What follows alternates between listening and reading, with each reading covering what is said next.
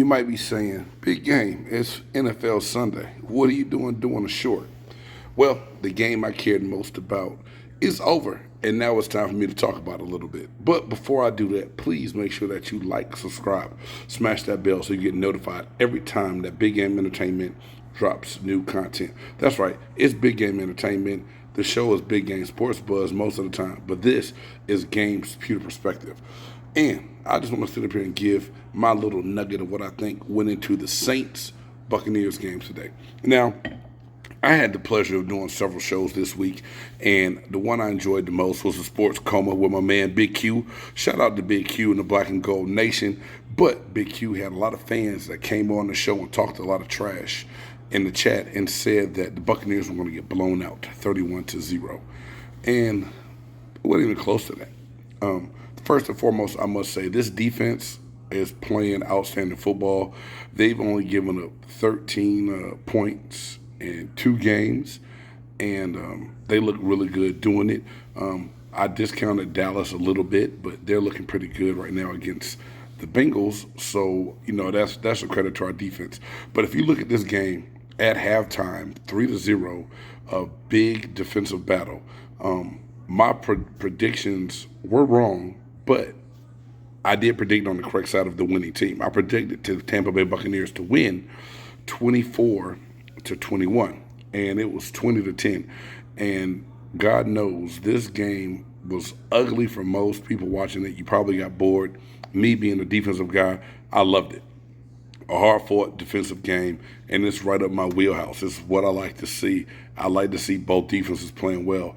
And I'm not going to lie to you, I was very nervous until we got that spark we needed. That's right. The spark we needed was the Mike Evans and Marshawn Lattimore scuffle. Lattimore had some words with Brady. Fournette pushed him, and then he pushed Fournette, and then wham, out of nowhere, Mike Evans came back and planted him. Both players ejected, but at the same time, that ignited a spark that we needed.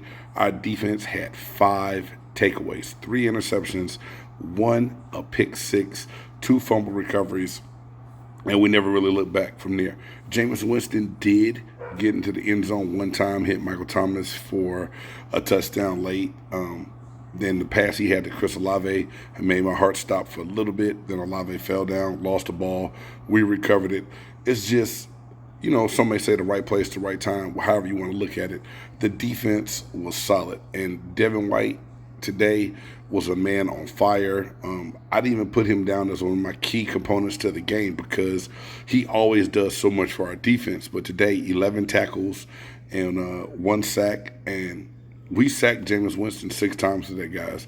So the defense played balls to the wall. They gave up 302 total yards, 10 points, 5 takeaways, and 6 sacks. Man, let me tell you, it makes me want to just have a little, that's a celebration sip right there. Coming up next is the Green Bay Packers, and we are going to talk about that next week here on Big Game Entertainment on Game's Pewter Perspective. But the takeaway, all the narrative was coming into this game was Tom Brady has only beat the Saints one time, and that was a playoff game. He can't beat the Saints in the regular season. And early on in the game, it looked like that. When he had the fumble, he was squeezing and shaking his hand. He looked like he wasn't going to be himself. It was tough sledding. Like I said, Mike Evans gets kicked out, and then next thing you know, Scotty Miller, has to come up big. Pearman, the long touchdown reception. The ball was spread around. It was a team game today, and I like seeing that because being down offensive linemen, having wide receivers out of the game, Godwin didn't play, Julio Jones didn't play. We had to rely on other people. Gage is banged up. Scotty Miller stepped up. Braid had a couple drops. It didn't like he was going to do well for a while. Otten had a couple catches, but the defense, guys, I can't say enough about how this defense played. And just looking at it, the whole stat line, man. Carlton Davis, 9 tackles.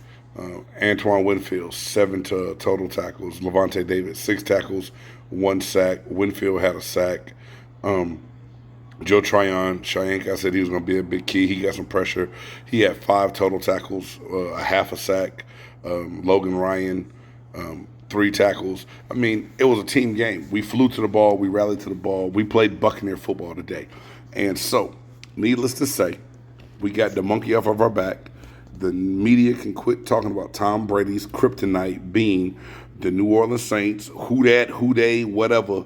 Jameis Winston, 3 picks, looked good, looked okay early, but the defense was solid. And when he really had to drop back and throw the ball when it mattered most, we got to him, got him on the ground, got the takeaways we needed to win the game. Saints fans who actually thought that you were going to score 30-plus points on us and hold us to 0, I don't know what they putting in your gumbo down there in the boot, but you better check it next time, and you better recognize that the Tampa Bay Buccaneers is the baddest team in the NFC South. That's right, I said it, the baddest team in the NFC South, and we're going to have to be reckoned with. Remember that. And remember, when you come to Raymond James, we will be waiting, we will be ready. It's your boy, Big Game James. This is my pewter perspective. Please like, subscribe, hit that bell, and share the channels with your friends. Hey, fire the cannons. #LFG, baby. Let's go.